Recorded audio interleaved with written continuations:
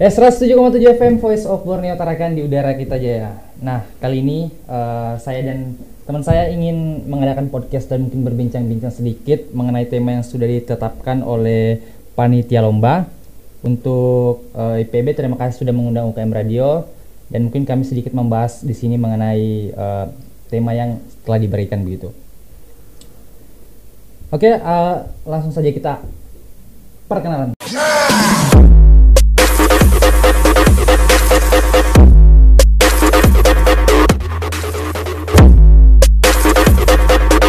Halo, apa kabar nih? Alhamdulillah baik. Saudara saya Rizal. Iya. Jadi apa nih Pak Tono nih kegiatan sehari-harinya nih, apalagi bisa dikatakan Pak Tono juga kan aktivis begitu di mahasiswa kan? Ya baik, terima kasih sebelumnya saudara saya Ical telah mengundang saya untuk hadir di acara podcast yang lumayan lokasinya berada di lantai 6 tepat di kampus Borneo.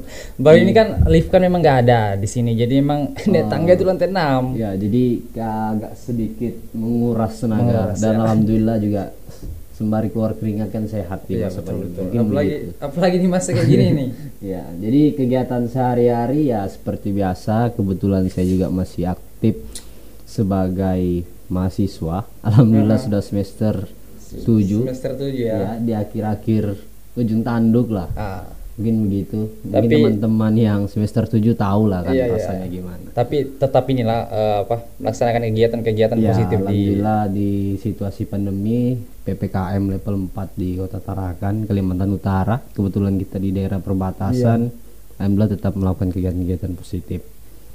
Kegiatan sosial, kegiatan literasi maupun kegiatan-kegiatan yang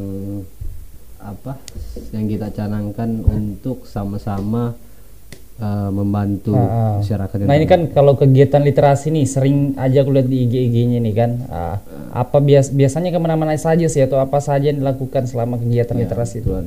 Ya akhir-akhir ini kebetulan kita telah mengadakan kegiatan mengajar sambil bermain, tepatnya di daerah Juwata.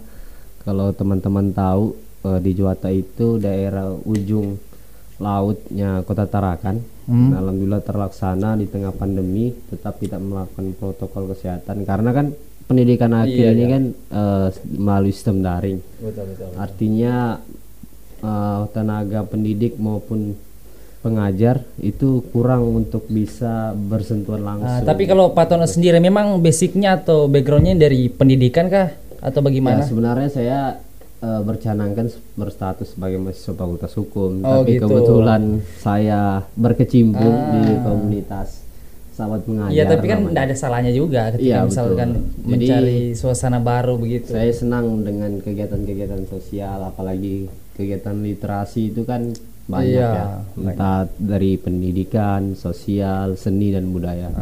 Alhamdulillah walaupun saya tidak punya bakat untuk itu, tapi saya dengan senang hati melakukannya. Jadi begitu saudara saya Ica.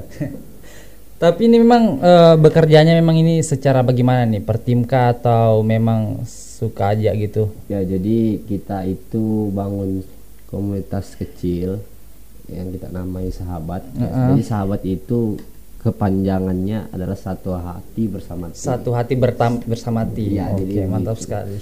Jadi orang-orang yang satu persepsi, satu hobi dengan kita, kita rangkul sehingga komunitas-komunitas yang mempunyai visi misi yang sama di bidang literasi kita juga rangkul. Dan alhamdulillah kita telah membuat gerakan yang namanya Limus dulu, literasi musik. Mungkin itu menjadi sejarah di Kota Tarakan, di daerah perbatasan itu sendiri. Artinya komunitas literasi dan musisi itu kita kolaborasi sehingga menjadi gerakan yang positif.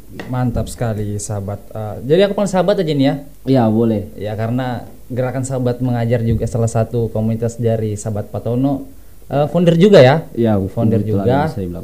Kemudian juga dia adalah ketuanya, begitu ya? Ketuanya. Sebenarnya sudah nggak bisa dibilang ketua gitu kan, karena posisi pandemi ya kita kolektif aja. Berjalan seiring berjalannya waktu. Betul.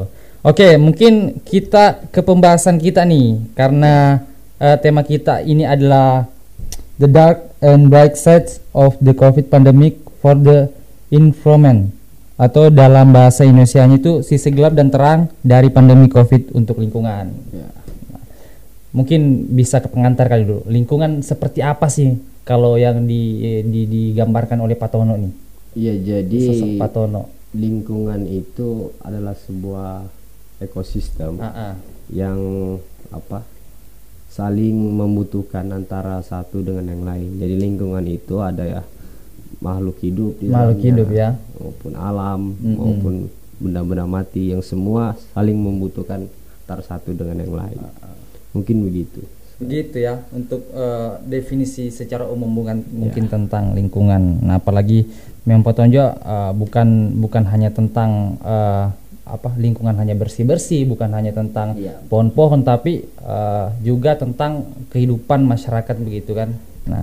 Nah kalau di Tarakan sendiri nih, untuk memperkenalkan Tarakan juga, nggak usah Tarakan sih, dari batas utara aja gitu kan, untuk memperkenalkan batas utara kepada teman-teman dari universitas lain. Mungkin bisa dikenalkan kali dari kampusnya sendiri gitu. Ya, mungkin kalau saya gambarkan kampus Universitas Borneo ini dari Tarakan ini memiliki keunikan, karena kampus Borneo ini terletak pada daerah pulau yang sebenarnya tapi kita sebut kota karena berkembang cukup maju ya. Karena kenapa dibilang pulau, karena kita dikelilingi oleh lautan.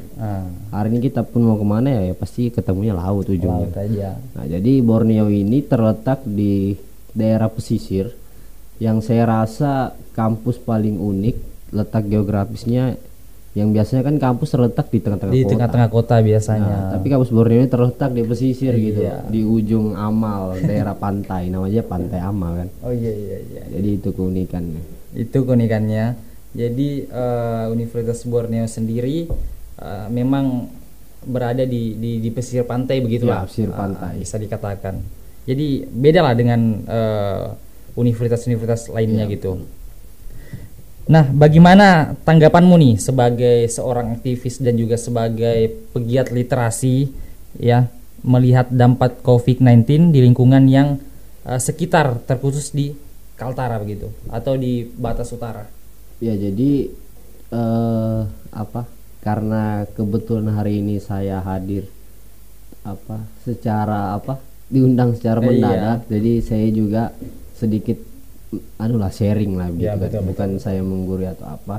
Jadi dampak positif maupun negatif tadi di masa pandemi. Tanggapan soal mengenai COVID di perbatasan di daerah perbatasan, khususnya kita yang ditarakan di batas utara gitu ya, di daerah Kalimantan, itu kita alhamdulillah masih bisa meminimalisir dampaknya COVID. Karena walaupun kota Tarakan ini terbilang kecil dan penduduknya hampir 17.000 dan padat, itu kita agak sedikit susah untuk melaksanakan produktivitas di masyarakat. Artinya pelaku usaha UMKM, pelaku usaha-usaha lainnya, pekerja-pekerja lainnya itu sangat terdampak sebenarnya. Apalagi sekarang ini kan situasi PPKM. Ya, tapi kita walaupun kita di daerah perbatasan, tapi ide kita tidak pernah terbatas. Nah, aku mau tanya sedikit nih, kalau mungkin untuk memberitahu sama teman-teman bagaimana melihat PPKM yang ada di Tarakan gitu. Ya, alhamdulillah saya sangat apresiasi dari kebijakan pemerintah daerah Kota Tarakan melaksanakan PPKM itu masih dengan melihat etika kebijakan publik atau melihat di sisi kemanusiaan. Karena kayak kita ketahui bersama juga kan, banyak juga kayak pedagang-pedagang kecil kayak gitu. Ya, kalau kita lihat di kota-kota besar, daerah Jawa, daerah Sulawesi, itu PPKM yang memang sangat tidak memiliki pertimbangan. Bahkan sampai ini ada yang dipukul, ada yang ditangkap secara paksa, ada yang langsung dibongkar gitu kan. Itu yang kita sayangkan sekali. Dan alhamdulillah di kota Tarakan, daerah perbatasan itu belum terjadi. Semoga tidak terjadi hal-hal begitu ya. Betul. Nah, kalau menurutmu nih, ini kan kau juga sebagai aktivis dan sebagai pegiat literasi. Nah, apa yang harus kita lakukan nih sebagai pemuda yang memang berada di batas utara ini di masa pandemi agar lebih produktif begitu? Ya, jadi soal produktivitas pemuda di masa pandemi ini, alhamdulillah baru 2 hari yang lalu kita melaksanakan kegiatan gitu ya, kegiatan yang memang kita tetap mematuhi protokol kesehatan dan tentu kita mematuhi aturan yang berlaku tentang PPKM. Artinya kita punya niatan baik tapi kita tidak melanggar aturan. Nah, kita membuat sebuah kegiatan kecil kemarin yaitu pentas seni. Itu di mana tuh? Itu kita buat di kafe gitu. Di kafe. Kenapa kita hari ini buat di kafe? Karena kita sulit terfasilitasi oleh tempat yang dinaungi oleh pemerintahan. Itu dalam rangka apa? Jadi kita kan baru saja merasakan dan memperingati hari kemerdekaan. Betul hari kemerdekaan. Dan sampai hari ini kita masih merasakan eufori kemerdekaan. Betul. Jadi kita coba buat kegiatan dalam rangka memperingati hari kemerdekaan.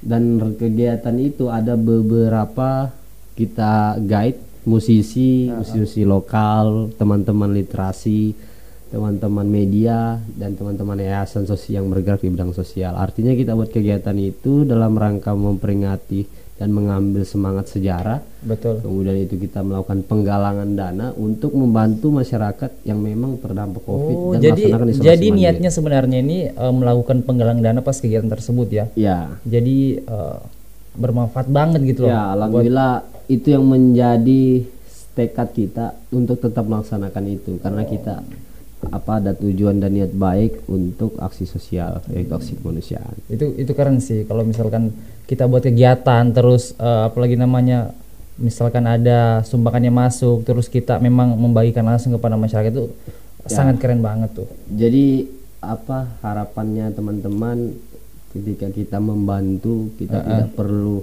menunggu kita kaya. Betul. Karena kalau kaya sih relatif sih. Banyak aja orang yang sudah biasa-biasa mereka merasa kaya gitu, merasa udah cukup. Dan mereka juga bisa membantu orang lain. Karena membantu itu kan bukan hanya sekedar materi ya. Kalau menurut kita ya. Jadi membantu itu dengan berupa ide dan gagasan, dengan ilmu pengetahuan, dengan semangat, dengan gerakan itu juga membantu.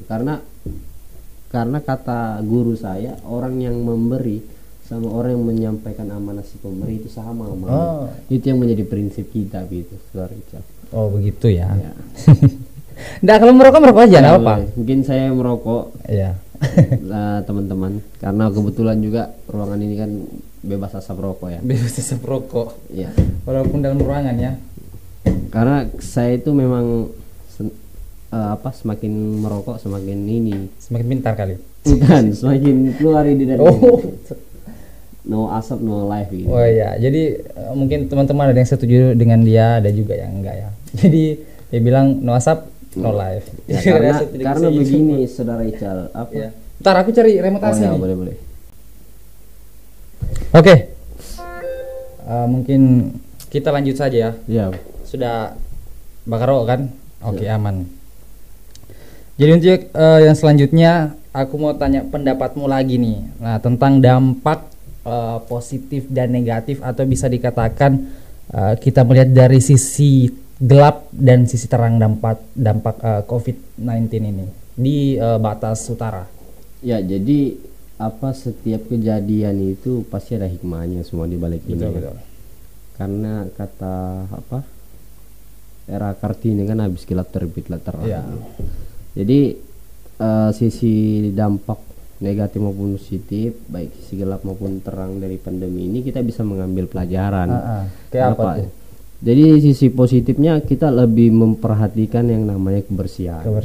Entah itu kebersihan lingkungan, kebersihan diri. Nah, masuk juga di tema dari kita ini tadi. Baik secara jasmani maupun rohani. Jadi lebih banyak kayak olahraganya, lebih banyak cuci tangannya, selalu menjaga kesehatan gitu ya. Jadi saya lebih sepakat kalau dalam keadaan COVID ini kita bukan malahan di rumah aja tapi kita beraktivitas untuk olahraga. Alhamdulillah kalaupun kita sudah semaksimal mungkin mematuhi protokol kesehatan sesuai dengan edaran yang berlaku, walaupun kita masih terdampak ya itu mungkin sudah suatu apa ya, musibah lah yang pasti ada hikmahnya semuanya. Betul.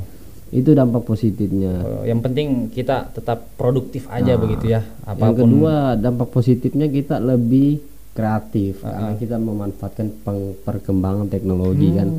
Artinya dunia pendidikan, pekerjaan di instansi maupun aktivitas pemerintahan, pekerjaan itu kita melakukan semua itu melalui perkembangan teknologi. Sehingga kita melakukan, hari ini kita melakukan podcast, ini salah satu pengembangan teknologi. Ya apalagi bisa dikatakan kalau media-media yang ada pas munculnya COVID ini banyak sekali gitu loh. Ya. Kan itu juga lebih bisa menambah informasi bagi kita gitu kan. Ya, tapi itu juga sih harus kita pilih-pilih juga yang mungkin yang terpercaya lah untuk medianya gitu.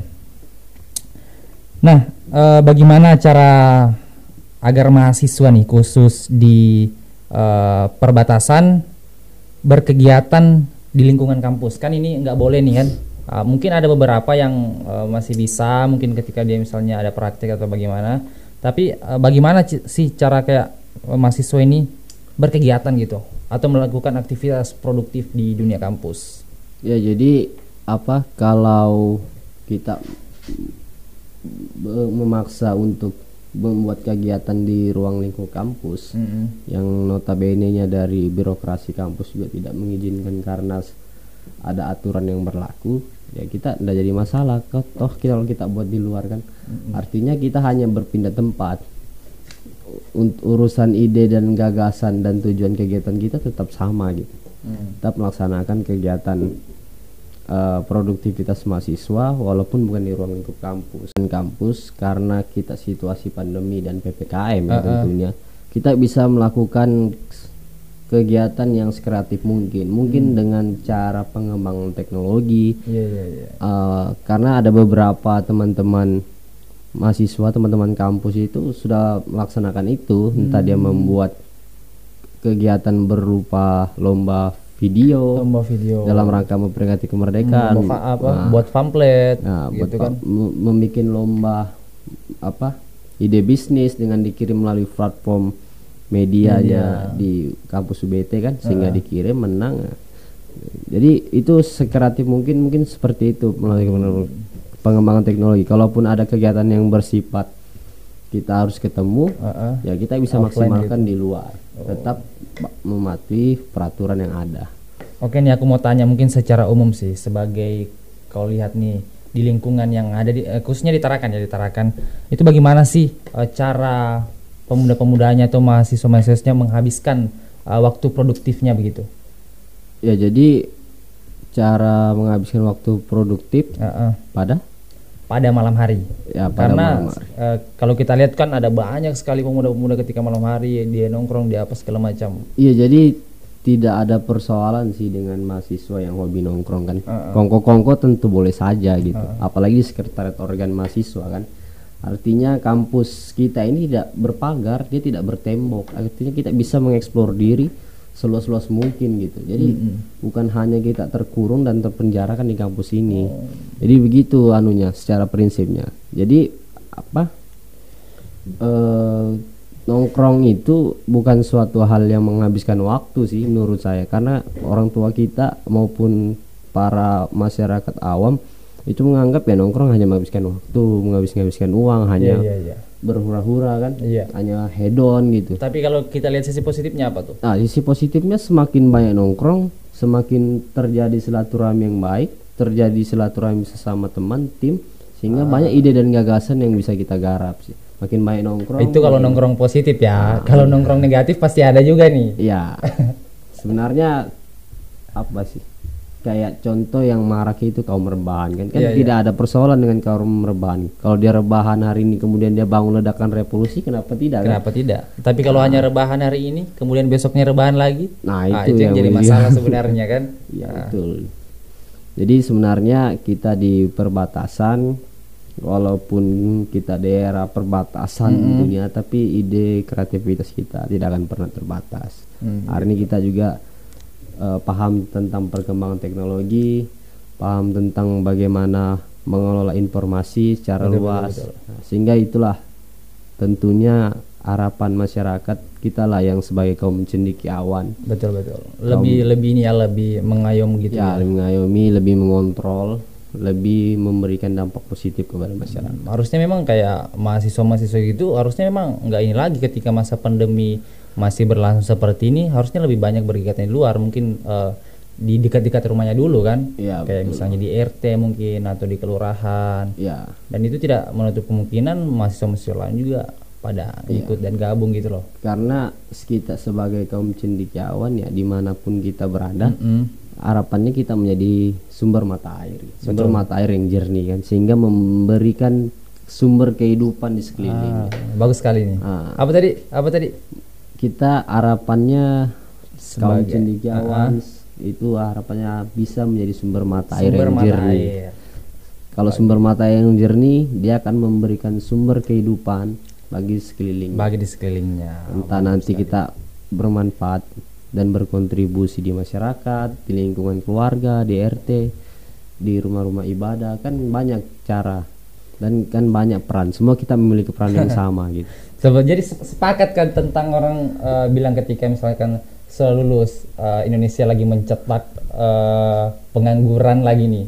Ya, Bagaimana kalau menurut pendapat tentang itu? ya Sepakat atau tidak tuh? harapannya kan kita lulus dan menggelar sarjana, kan harapannya kita membuka lapangan pekerjaan. Jadi bukan soal kita menyalahkan nasib maupun takdir sih, tapi ada yang keliru lah dalam pemikiran mungkin orang tua kita terdahulu atau masyarakat di sekeliling. Kita tidak menyalahkan satu sisi gitu ya, tidak ada kita salahkan.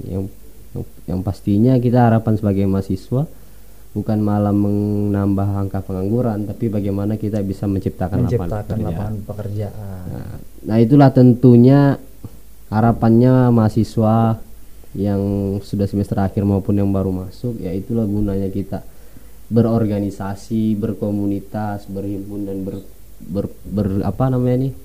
menyatukan persepsi untuk berkumpul. Gunanya itu kita saling membantu, saling rangkul dan saling sama-sama membesarkan. Apalagi di masa kayak sekarang ini lagi PPKM, organisasi tuh menjadi salah satu faktor penting banget gitu loh. Iya, betul. Kalau kan kampus nggak beroperasi secara online tapi secara offline tapi secara online. Nah, untuk membina mereka yang ingin lebih tahu mengenai dunia kampus itu adalah di organisasi itu sendiri. Ya, betul. Nah, gitu. Oke, mungkin kita akan break dulu untuk sahabat-sahabat atau sobat-sobat yang lagi menyaksikan podcast kali ini. Nanti kita akan langsung menyediakan Q&A gitu. Nah, jadi nanti kalian bisa bertanya melalui Instagram UKM Radio BT. Nanti ada mungkin 3 atau beberapa pertanyaan gitu yang akan kami bacakan dan langsung kita tanyakan kepada sahabat Rivaldi Patono yang kebetulan dia juga founder dari Sahabat Mengajar dan lagi gencar-gencarnya melakukan aksi-aksi sosial gitu. Sampai akhir hayatku.